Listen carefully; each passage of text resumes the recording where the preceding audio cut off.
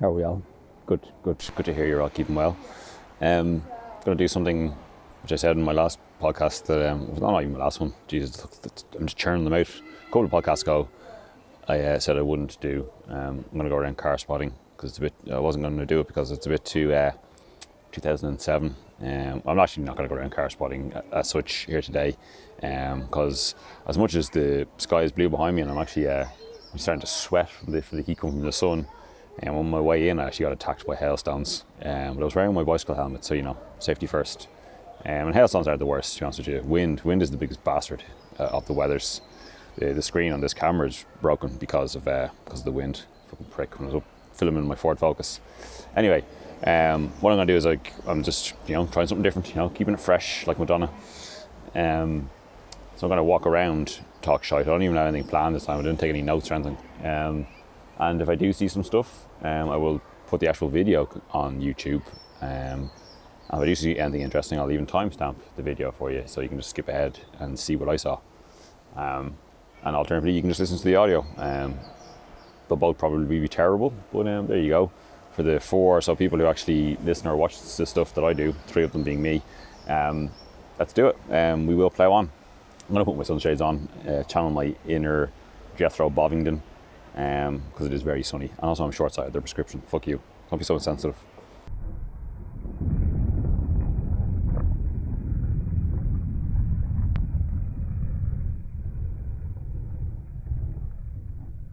Yeah, so we'll go for an old wander.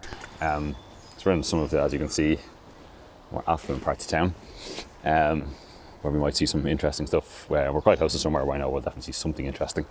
It's a high-end, slightly controversial, social media happy dealership. You know what I'm talking about. It'll become obvious when I walk by. Anyway, getting off topic. What's been going on? Not really. Well, yeah, I suppose a lot hasn't really happened because I think it was Monday when I last spoke to y'all. What did I do over the weekend? Oh, I had loads of delicious creamy pints. Take-out pints. Me and a couple of car enthusiast buddies grabbed some delicious takeout pints from the Bath, which is on Bath Road Avenue. Delicious creamy pints in glasses, might I add. But while we were there, we were discussing, I can't remember how we got onto the topic. I think we were talking Johnny Smith or Fifth Gear, anyway, whatever. And we're just like, what's our VBH up to old Vicky Butler Henderson? And lo and behold, wake up this morning and she only gone and set up a YouTube channel. So, fair play to her. Do love VBH. She only put one video up so far. It's her skidding around in a Ferrari fucking, what's it called? This is alternatively after watching the video this morning, discussing with some friends. We all believe we're all suffering from supercar fatigue and have done for some time. F8 Tributo. Lovely ones in blue. And now, of course, Vicky is married to, what's his name? David Cliff House or something. Anyway, he's a television director and has worked for Top Gear and the Grand Tour and Fifth Gear. And yeah, he's, you'll be able to see from her first video, it's not a GoPro on a tripod. It's good production value. That's not to take away from Vicky herself, though. She's a great presenter. Even in her previous Top Gear guys, old school Top Gear, Thursday nights at 8:30 Top Gear, she test drove the 6N2 VW Polo GTI, a red one, and she loved it so much. Several years later, I bought one. And then I bought another one, but we won't talk too much about that. But yeah, check out her YouTube channel. I think it's called The Car Girl, which is not the most dynamic name, to use some marketing speak. But I'd say the SEO loves it. It has car and girl in it. So I think that'll keep some of the marketers happy. Here's another W126 420 bro, blaze it. 420 SE, nice. These lads seem to be getting a good few of these in at the moment. I suppose because the later ones are, the later ones, I suppose. When did they come out? Anyway, classic status, along with this nice SL 500, which is on Pirelli P600s. Nice Jag. Is it an XJR? Look at those wheels. Ooh, this must be an XJR. Must be. Well, that is tasty. It is an XJR. Oh, look at that. It's just it's an interesting reg plate. 320. Here's the boys here.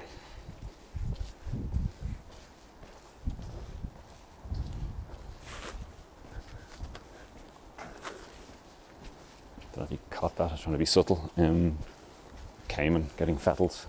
They do seem to know what they're doing mechanically. So that's 944 up here.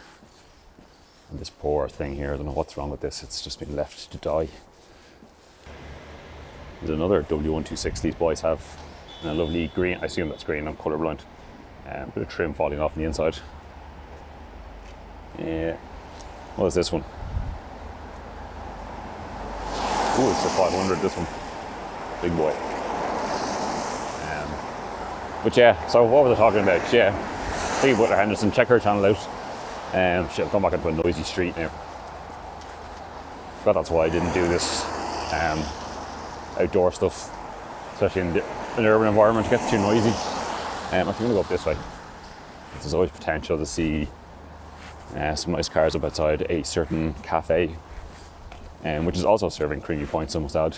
This certain cafe, which I won't drop their name, but if you know the location and you enjoy spotting cars, you'll be aware of it. Big VBH. Oh yeah, that XJR we saw there. I assume you know who that dealership was who I walked by. I was trying to be subtle as I could be. See, delicious creamy pints. What was I talking about? Oh yeah, that XJR they had, that was quite nice. I love those wheels. It was like kind of monoblock-esque wheels. Speaking of XJRs, I was watching another YouTube recommendation for you.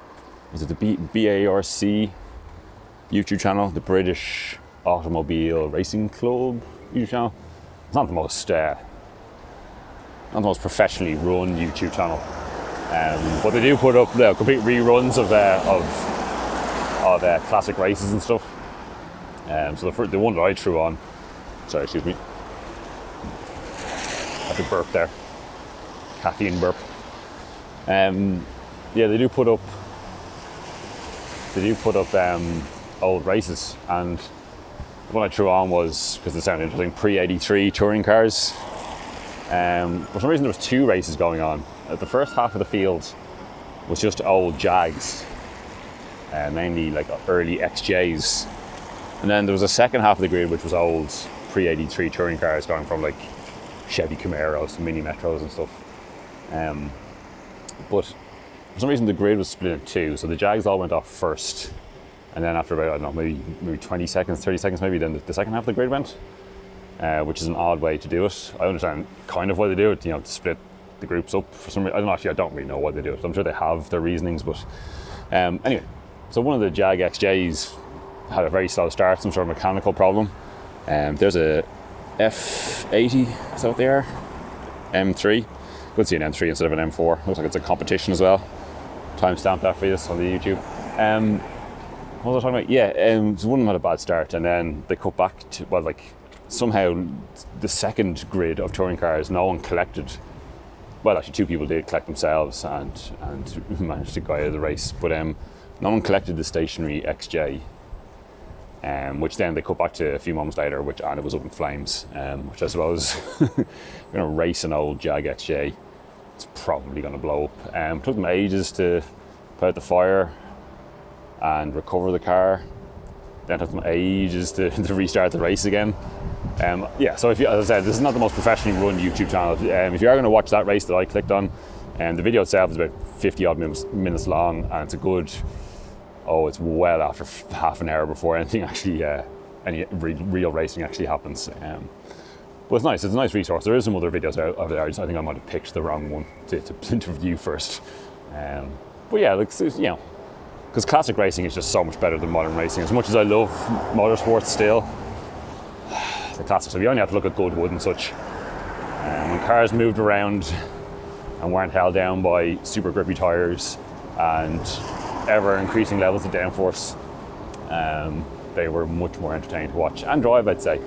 I heard one of the, and again, I'm not getting paid by the intercooler, but if you do subscribe to their app, which there is a month free, so you'll get this with your freebie. There's an app-only podcast, and Dan Prosser is talking to Marino Franchitti, a younger brother of Dario Franchitti, former IndyCar champion and DTM champion. And he was saying, Dan asked him which do you prefer, or which is more demanding to drive, a modern car or an old classic. And I won't ruin it for you, but what he's saying is that, like, he reckons everyone who is an aspiring racing driver or even a current racing driver should drive something old and a classic, because it gives you such a different appreciation of how a car acts, which sounds like, obvious, but I suppose until you do both, you can't really judge. But yeah, I do recommend that intercooler app, by the way. It is top notch. There are tidy looking V40, V50. So bad with numbers. V40, V50, yes. D2, I don't know what that means. Someone told me recently, I think the D3s, the modern D3s are 5-cylinder diesels. Is that true? Someone needs to fact check that. I should, but I'm not going to. Well, I will, probably. Something nerd I am. Anyway, what are they talking about?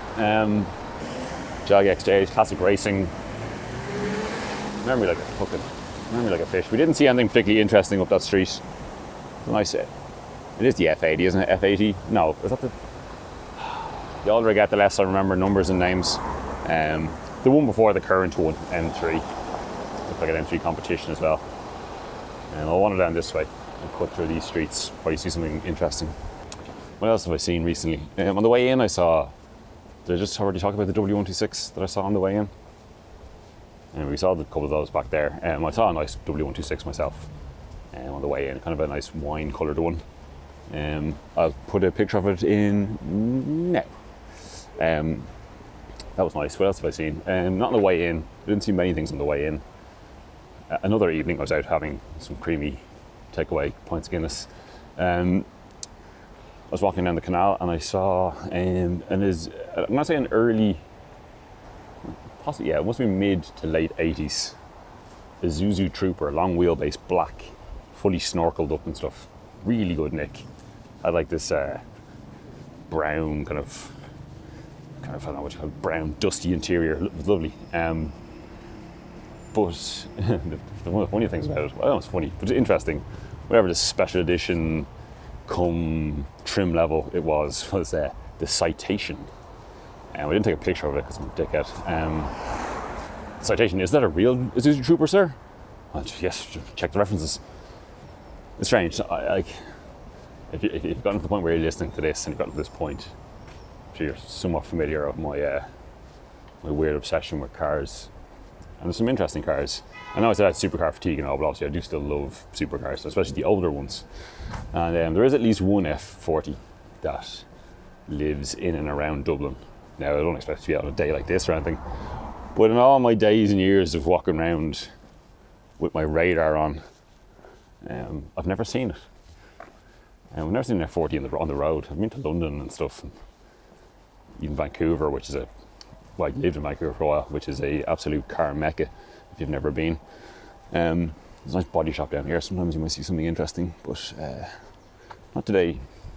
Yeah, I've never seen it. There's now an 812 GTS knocking around and a couple of Ford GTs. Never seen any of them.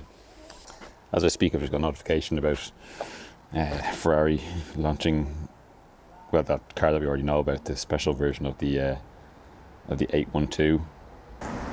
Oh wait, no, they've released another version, some sort of super quick convertible version. What's this one called? Competizione A, which obviously stands for Aperta, which is a name they give, which I presume must be Italian for open top. So what's the other one called? Convertible. Oh, the other one must be called the Competizione as well. Every new feature. Yeah, so, okay. So the new Ferrari 8112, the special trick crazy one, is going to be called the Competizione, and there's a Targa top version as well called the Competizione A. There you go. You see, don't say I don't give you the news, give you the updates. Not a whole lot has happened in the car world since I last spoke. There is a Lister Jaguar XJS Le Mans, which is over sale on PistonHeads and through that 4-star classics. I'm sure you're all familiar with their ads. 612 horsepower from a twin supercharged V12 manual gearbox with a big long final gear because it's Le Mans. Back in the days when when the Mulsanne straight had no chicanes in it, you needed a big long top gear. That caught my eye. I'll post that somewhere. I'll just put it in there, just a picture of it now. Then you can I'm sure if you search Lister Storm or Lister Le Mans, on PistonHeads, it'll come up pretty quickly. There we go. Here's an MGB GT, I assume is what this is. Admittedly, if you're into that kind of thing, I think that's the American spec bumper. This is actually kind of a nice one. It's obviously sort of special. But I don't really care for MGs in any way, shape or form. There's obviously the original UK Reg Lax 130X. Some sort of cool security system. This is a very tidy one, I must say. Most of them are usually bags of shit. God, these fucking bumpers are crap. Look at that. Want some water to collect in your bumper? I know it's plastic, but it'll definitely seep into the fragile metal eventually. Never cared for MGs. I'm just going to put it out there. Sorry if that offends anyone. Just don't care for them. Like, I'm not mad for old British stuff anyway, and they're just the bottom peg of the old British stuff. An old teacher in my primary school, admittedly like one of the cooler teachers, so it's not the effect of him being a teacher that's put me off them or anything, but I just never really care for them. I just don't think people will. The car enthusiasts, let's admit, we are a dying breed. I'm not saying we're hanging on, but I just don't see anyone of the younger generation, and yes, I am including myself in that. But I just don't see anyone keeping them alive, and they need to be kept alive. You can't just buy one and hope everything will be cushy. It's going to need upkeep, and I'm not sad about it. I'm just going to throw that out there. What else have we got here? Here's a nice here's a 997 Targa 4S. I love those wheels. I don't know the name of those wheels, let me know. I'd be able to easily find it myself, but I'm too lazy. When the Targa was a lazy Targa, it just meant you got a windscreen wiper and a panoramic roof. It's a PDK. Still though, I'd be happy with that. Yeah, this is going to piss rain, and everyone goes like, there's no such thing as bad weather. Is it Rudyard Kipling, he of cake fame, who said there's no such thing as bad weather, there's just the wrong clothes. But the thing is, with Ireland, you don't know what the weather's going to be. Like, clear blue sky. Ooh, oh no, fuck's sake. There's an Igo. I saw a Peugeot. Is it the 107? Yeah, the 107. On the way in, which is lovely. Which is essentially the same car as that, because the Peugeot, the Igo, the Peugeot 107, and the Citroen C1 are all essentially the same car. And for some reason, the Citroen is the only one that I want to own. And especially like the Citroen and the Peugeot almost look identical by the badges. But yeah, that's also because Citroens are just cooler, and small cheap Citroens are the best Citroens. That's kind of their bread and butter, isn't it? Yeah, it looks like it's going to piss rain again, so I'm going to have to bail out of this one. I'll still post it. Not great. I'd be surprised if anyone sat through this one. This was a stretch now, but I'll put it out there. If you enjoyed it, fair play to you. If you got this far, I'll return with something a little more engaging and interesting during the week, probably. Until then, stay safe. Bye.